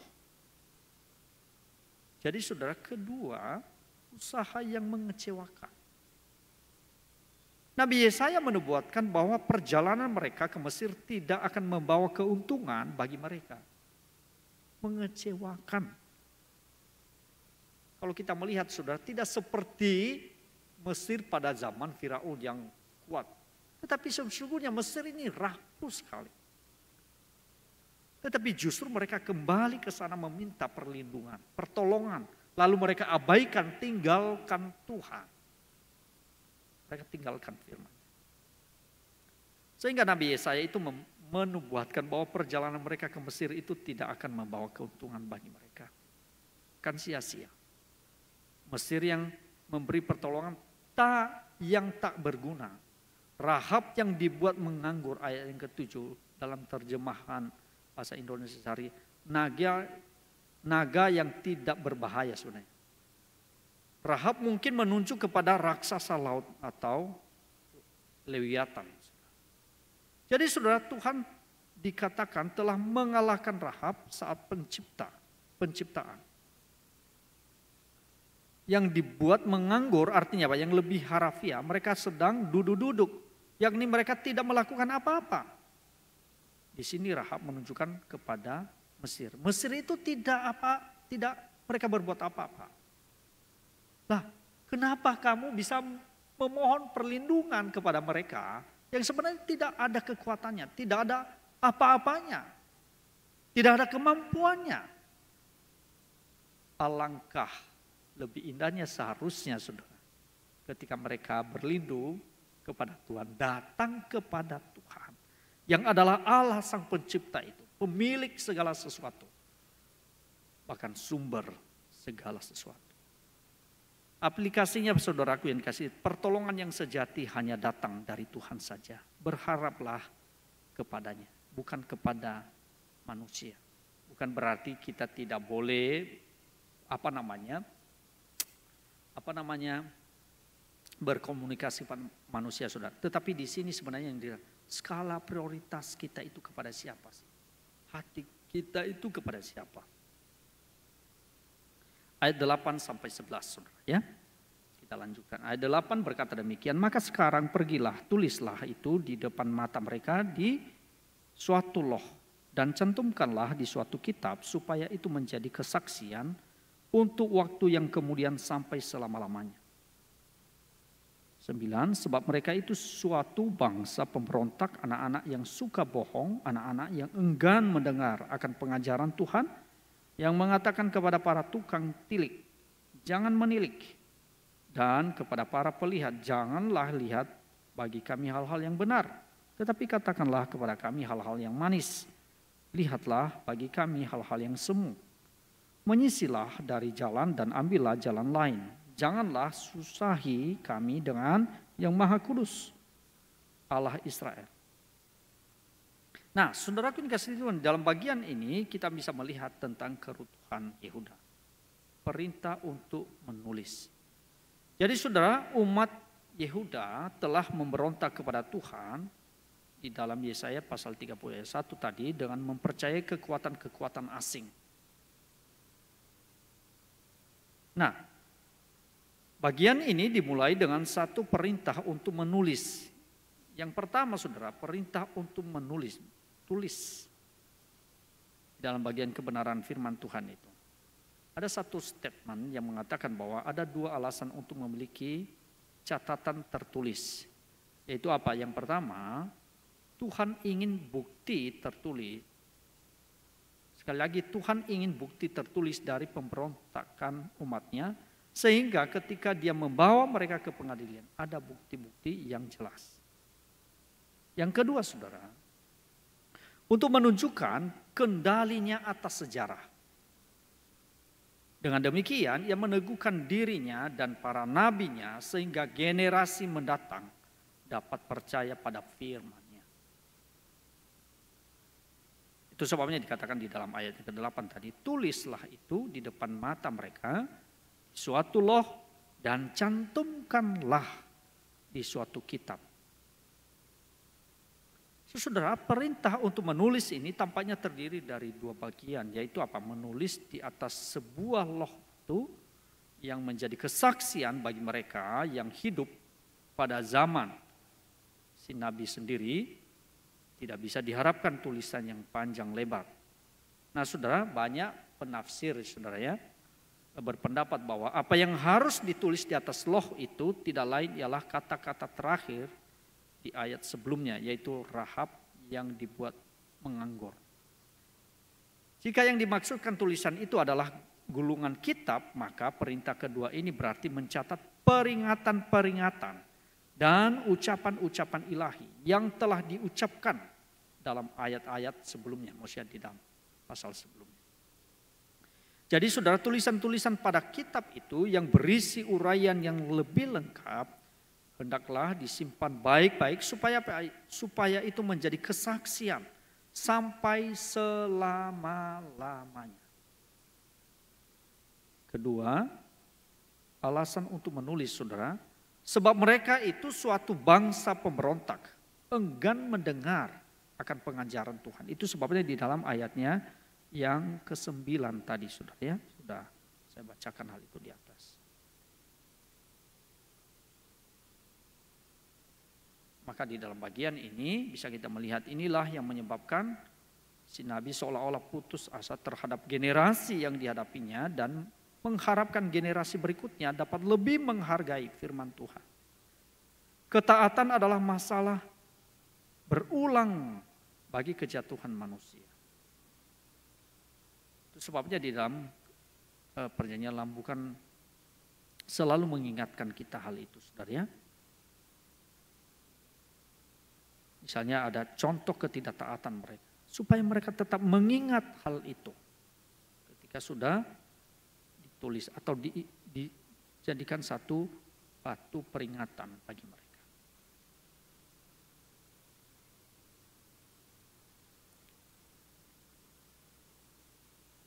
Jadi tentunya saudara, mereka tidak bertahan ya untuk mendengar kata-kata nubuat yang mengecam gaya hidup mereka yang selalu menolak bahkan hidup di dalam dosa. Kalau demikian saudara, apa aplikasinya di dalam hidup kita, khususnya di dalam bagian kebenaran firman Tuhan ini, yaitu ayat 8 sampai ayatnya yang ke-11. Itu saudaraku, aplikasi dalam kehidupan bahwa kebenaran itu kerap kali membuat kita tidak nyaman. Sesungguhnya jauh lebih baik menghadapi realitas daripada hidup berdasarkan kebohongan. Jangan mau menerima sesuatu yang membuat Anda merasa nyaman tetapi tidak benar. Jadi saudara sadarilah hal ini di dalam hidup kita supaya kita dituntun dan dipimpin oleh Tuhan. Ayat 12 sampai 14 berkata demikian saudara ya. Sebab itu beginilah firman yang Maha Kudus Allah Israel, oleh karena kamu menolak firman ini dan mempercayakan diri kepada orang-orang pemeras dan yang berlaku serong dan bersandar kepadanya, maka sebab itu bagimu dosa ini akan seperti pecahan tembok yang mau jatuh, tersembul keluar pada tembok yang tinggi yang kehancurannya datang dengan tiba-tiba dalam sekejap mata. Seperti kehancuran tempayan tukang periuk yang diremukan dengan tidak kenal sayang, sehingga di antara remukannya tiada terdapat satu keping pun yang dapat dipakai untuk mengambil api dari dalam tungku atau mencendok air dari dalam bak. Nah, saudaraku yang dikasihi Tuhan, kita mendapatkan satu pokok bahasan yang baru di bawah, yaitu mengenai keruntuhan Yehuda akibat penolakan firman Tuhan. Menjawab ejekan terhadap yang Maha Kuasa, Maha Kudus Tuhan Israel. Maka di sini Yesaya menyampaikan apa yang difirmankan yang Maha Kudus Tuhan Israel, dan justru ini adalah hal yang mereka elakkan untuk mendengar. Nah, bisa kita melihat bahwa mereka menolak firman Tuhan, ya. Mereka menolak firman ini dan mempercayakan diri kepada orang-orang pemeras dan yang berlaku serong dan bersandar kepadanya. Ayat 12 tadi, ya.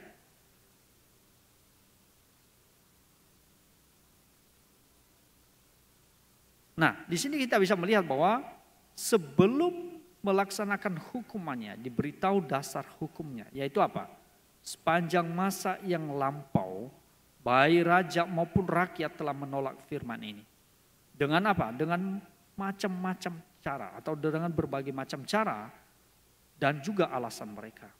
Dan hal yang kedua, mereka lebih suka menyadarkan diri pada Mesir dibandingkan di bidang politik dan bersandar kepada penindasan dan pemerasan. Itu sebabnya dia menggambarkan satu di dalam pasal yang ke-13 pasal 30 ayat 13. Dosa mereka sudah bertumpuk-tumpuk seperti tembok tinggi yang hampir roboh. Jadi sudah sampai pada puncaknya.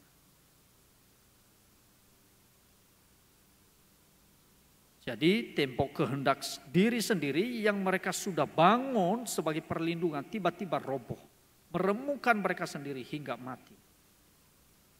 Mengingat tembok itu dikatakan tinggi, maka kehancuran bagian tembok yang sudah retak itu bersifat total. Hal yang ketiga saudara, yaitu gambaran tempayan tanah liat ayat 14. Tempayan yang dibuat dari tanah liat akan diremukan sampai hancur lebur sama sekali. Kepingannya tidak bisa digunakan untuk apa-apa, melainkan hanya untuk dibuang saja sebagai pungut. Tidak ada faedahnya, tidak ada kurang. Dibuang. Ini adalah dua metafora yang digunakan untuk apa? Kehancuran yang akan datang, yang mereka alami. Hukuman yang sangat dahsyat itu agaknya saudara tidak membinasakan seluruh Yehuda atau Israel sampai habis, melainkan masih ada sisa yang tertinggal. Jadi tidak sampai hancur lebur semuanya sudah, tetapi masih ada sisanya. Jadi aplikasinya dalam hidup kita hari demi hari melalui ayat ini saudara, bahwa kekerasan hati terhadap firman Tuhan akan membuat kita mengalami kehancuran dan tidak mengalami berkat Tuhan.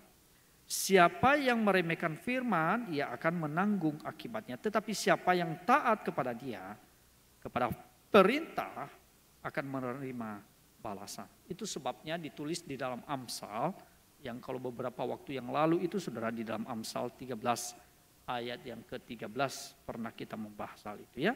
Supaya boleh kita pasti yang akan menolaknya, yang tidak menghiraukannya, mereka akan menerima balasan dari Tuhan. Ayat 15 dan 17 yang terakhir, 15 dan 17. Berkata demikian, sebab beginilah firman Tuhan Allah yang Maha Kudus Allah Israel, Dengan bertobat dan tinggal diam, kamu akan diselamatkan. Dalam tinggal tenang dan percaya.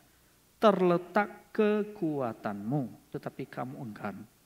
Kamu berkata, bukan kami mau naik kuda dan lari cepat, maka kami akan lari dan lenyap. Katamu pula, kami mau mengendarai kuda tangkas, maka para pengejarmu akan lebih tangkas lagi.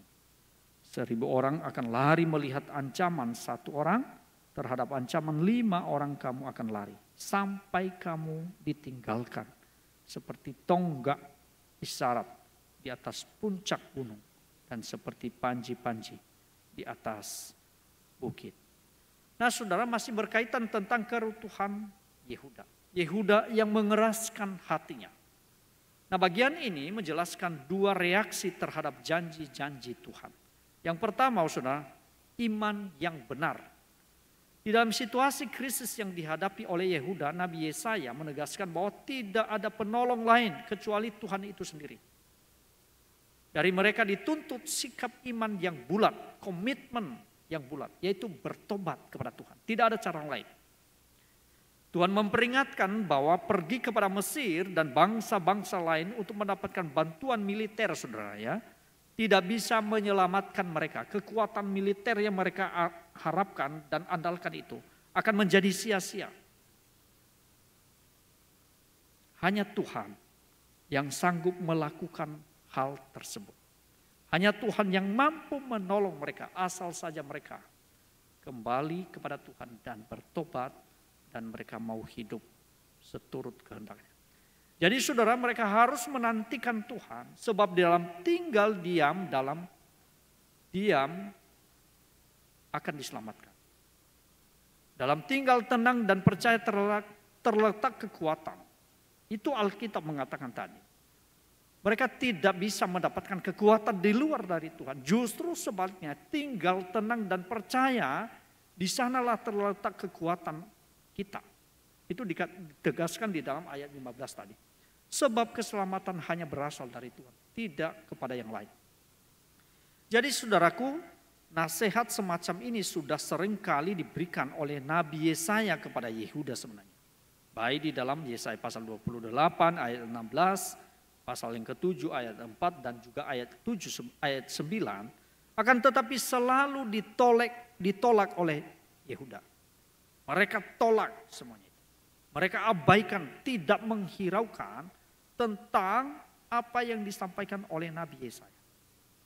Itu sebabnya di dalam ayat yang ke-15b itu Nabi Yesaya atau Allah berbicara melalui Nabi Yesaya. Tetapi kamu enggan. Mereka tidak hiraukan. Yehuda lebih suka memilih jalannya sendiri dan akibatnya ialah apa? Kegelisahan dalam perjanjian dengan maut. Kegelisahan yang terjadi. Kedua saudara, yaitu tentang iman yang palsu. Maka dikatakan di dalam ayat yang ke-16 tadi, bukan kami mau naik kuda dan lebih cepat, kami mau mengendarai kuda tangkas. Saudaraku yang kasih itu bahwa mereka lebih suka menyandarkan diri kepada kereta perang dengan kudanya yang mereka harapkan bisa menerimanya dari bantuan Mesir. Nah itu menjadi maksudnya andalan mereka. Hal-hal yang lahiriah sedemikian loh saudara. Itu menjadi andalan mereka, kebanggaan mereka itu menjadi andalan mereka. Hal-hal yang menempel di dalam tubuh mereka, bahkan dari bangsa lain itu, bangsa asing itu menjadi andalan mereka. Kereta perang. Senjata-senjata, kalau bahasa sekarang ini semua senjata-senjata mereka. Maksudnya itu bukan berarti tidak perlu itu sudah. Tetapi itu menjadi prioritas andalan mereka di dalam hidup mereka. Akhirnya apa? Mereka melupakan Tuhan. Mereka abaikan Tuhan.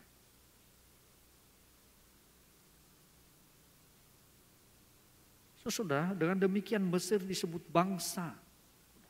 Karena kereta kuda inilah yang menjadi inti kekuatan perang mereka. Akan tetapi seorang raja Israel dilarang untuk mengandalkan diri kepada kuda dan kereta perang. Hal itu sudah dicatat loh di dalam Ulangan 17 ayat 16. Dengan adanya kuda itu mereka merasa cukup aman, seolah-olah terlindungi, saudara. Kalau bahasa kerennya itu sudah seolah-olah mereka dengan